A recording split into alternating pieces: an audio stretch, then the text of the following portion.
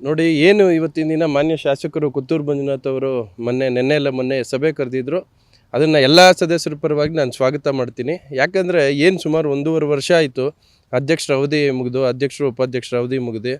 ಯಾರೇ ಕೌನ್ಸಿಲರ್ 35 ಜನ ಕೌನ್ಸಿಲರ್ನ ಯಾವೇ ಅಧಿಕಾರಿ ಆಗಿರಲಿ ಅಥವಾ ಅಡ್ಮಿನಿಸ್ಟ್ರೇಟರ್ ಆದ ಜಿಲ್ಲಾಧಿಕಾರಿಗಳಾಗಿರಲಿ, ನಮ್ಮನ್ನು ಏನು ನಿಮ್ಮ ಸಮಸ್ಯೆ ಏನು, ನಿಮ್ಮ ಬಾಧೆ ಏನು ಅಂಥೇಳಿ ಸ್ಪಂದಿಸುವಂಥ ಕೆಲಸ ಮಾಡಿಲ್ಲ ಈ 1.5 ವರ್ಷದಲ್ಲಿ. ಹಾಗಾಗಿ ಎಲ್ಲೋ ಒಂದು ಕಡೆ ಅವರು ಜನಪ್ರತಿನಿಧಿನೇ. ಹಾಗಾಗಿ ಅವ್ರು ಇವತ್ತಿನ ದಿನ ಏನು ಕರೆದು ನಿಮ್ಮ ಸಮಸ್ಯೆಗಳು ಹೇಳಿ ಅಂಥೇಳಿ ಅದರಲ್ಲಿ 2-3 ಅಜೆಂಡಾ ಏನು ಮೀಟಿಂಗ್ ಫಿಕ್ಸ್ ಮಾಡಿದ್ರು. ಅಜೆಂಡಾ ಇತ್ತು ಮೀಟಿಂಗಲ್ಲಿ.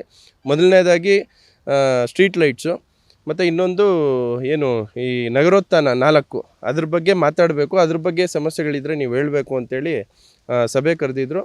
ಸಾಕಷ್ಟು ಸಮಸ್ಯೆಗಳು ನಾವು ಅವ್ರಿಗೆ ಮನವರಿಕೆ ಮಾಡಿಕೊಟ್ಟಿದ್ದೀರಿ. ಏನು ನಗರದಲ್ಲಿ ಏನು 35 ವಾರ್ಡಲ್ಲಿ ಏನೇನು ಸಮಸ್ಯೆ ಇದೆ, ಸುಮಾರು 17 ಕೋಟಿ ರೂಪಾಯಿ ಟೆಂಡರ್ ಆಗಿರೋವಂಥದ್ದು ನಗರೋತ್ಥಾನ 4ರಲ್ಲಿ ಕಳೆದ BJP ಸರ್ಕಾರದಲ್ಲಿ.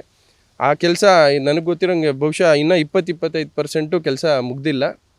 ಹಾಗಾಗಿ ಎಲ್ಲೋ ಒಂದು ಕಡೆ ಅವ್ರ ಕಾಂಟ್ರಾಕ್ಟರ್ಗೆ ಚುರುಕು ಮುಟ್ಟಿಸುವಂಥ ಕೆಲಸನೂ ಅವತ್ತಿನ ದಿನ ಆಗಿದೆ.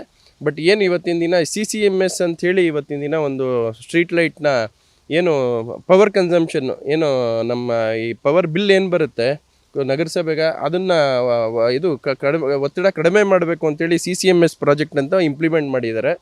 ಇದು ಒಂಥರ ಏನು ಅಂದರೆ ಸ್ಟಾರ್ಟಿಂಗಲ್ಲಿ ತುಂಬ ನೋಡೋದಕ್ಕೆ ತುಂಬ ಅಟ್ರಾಕ್ಟಿವ್ ಆಗಿರುತ್ತೆ. CCMS ಅಂದರೆ ರೋಡ್ ಫುಲ್ಲು LED ಲೈಟ್ಸು ಎಲ್ಲ ಕಾಣಿಸುತ್ತೆ.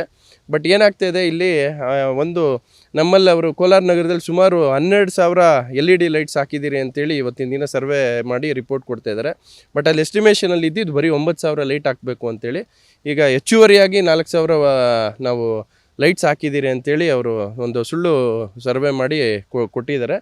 ಅದನ್ನು ಆಲ್ರೆಡಿ ಜಿಲ್ಲಾಧಿಕಾರಿಗಳು ಅವರು ಯಾವುದೋ ಥರ್ಡ್ ಪಾರ್ಟಿ ಸರ್ವೆಗೆ ಕೊಟ್ಟಿದ್ದಾರೆ.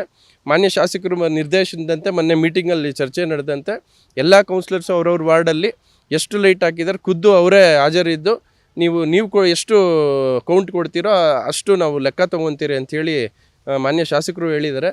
ಬಟ್ ಏನಾಗ್ತಾಯಿದೆ ಇಲ್ಲಿ ಸ್ಟ್ರೀಟ್ ಲೈಟ್ಸ್ ಆಗಿರ್ಬೋದು, ಇನ್ನೊಂದು ದೊಡ್ಡ ದೊಡ್ಡ ಬೀದಿಗಳಿದ್ರು ಇಲ್ಲಿ ಎಲ್ಲೋ ಒಂದು ಕಡೆ 60 ವ್ಯಾಟು 50 ವ್ಯಾಟು 40 ವ್ಯಾಟ್ ಲೈಟ್ಗಳು ಹಾಕ್ತಾಯಿದ್ದಾರೆ ಈ ಕಾಂಟ್ರಾಕ್ಟ್ರು.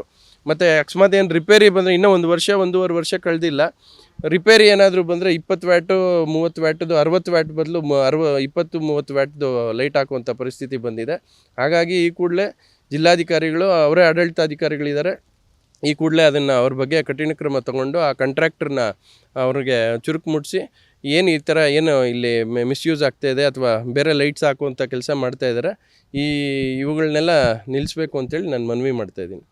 ನೋಡಿ, ನಮ್ಮ ಕೋಲಾರ ನಗರಸಭೆ ದುರದೃಷ್ಟ ಏನು ಅಂದರೆ, ಯಾರೇ ಆಗಲಿ ಕಮಿಷನರ್ ಆಗಿರ್ಬೋದು, ನಾನು ಎಲ್ಲರ ಮೇಲೆ ಆರೋಪ ಮಾಡೋದಿಲ್ಲ, ಎಲ್ಲ ಅಧಿಕಾರಿಗಳ ಮೇಲೆ ಆರೋಪ ಮಾಡೋದಿಲ್ಲ. ಬಟ್ ಬರೋರಿಗೆ ಬದ್ಧತೆ ಇರಬೇಕು. ಕೋಲಾರ ನಗರನ ಅದೇನು ಓದಾ ಪುಟ್ಟ ಬಂದ ಪುಟ್ಟ ಅಂತ ಕೆಲಸ ಮಾಡ್ಕೊಂಡಿದ್ರೆ ಕೋಲಾರ ನಗರಸಭೆ 100 ವರ್ಷ ಹೋದರೂ ಹಿಂಗೆ ಇರ್ತದೆ.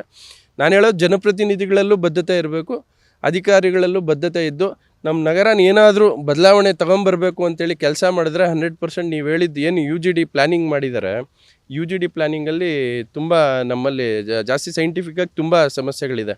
ಕೆಲವು ವಾರ್ಡುಗಳಲ್ಲಿ ಏನು ಬಾತ್ರೂಮು ಹೈಟಲ್ಲಿದ್ದರೆ ಇದು ಏನು ಡೌನಲ್ಲಿದ್ದರೆ UGD ಲೈನು ಮೇಲೆ ಇದೆ, ಹಾಗಾಗಿ ರಿವರ್ಸ್ ಹೊಡೆಯುತ್ತೆ. ಮತ್ತು ನಮ್ಮಲ್ಲಿ UGD ಮೇಂಟೆನೆನ್ಸು ಅಷ್ಟೇ ಎಲ್ಲೋ ಒಂದು ಕಡೆ ನಮ್ಮಲ್ಲಿ ನಮ್ಮ ನಗರಸಭೆ ಅಧಿಕಾರಿಗಳು ಮತ್ತು ಹೆಲ್ತ್ ಸೆಕ್ಷನ್ ಏನಿದೆ ಸಂಪೂರ್ಣವಾಗಿ ವಿಫಲರಾಗಿದ್ದಾರೆ. ಯಾಕಂದರೆ ಪದೇ ರೋಡ್ಗಳಲ್ಲಿ ನೋಡ್ತಾನೆ ಇರ್ತೀರಿ, ಈ ದುರ್ವಾಸನೆ ಹುಡ್ಕೊಂಡು ಹರ್ಕೊಂಡು ಹೋಗ್ತಾ ಇರುತ್ತೆ ಚರಂಡಿ ನೀರು UGDಯಿಂದ.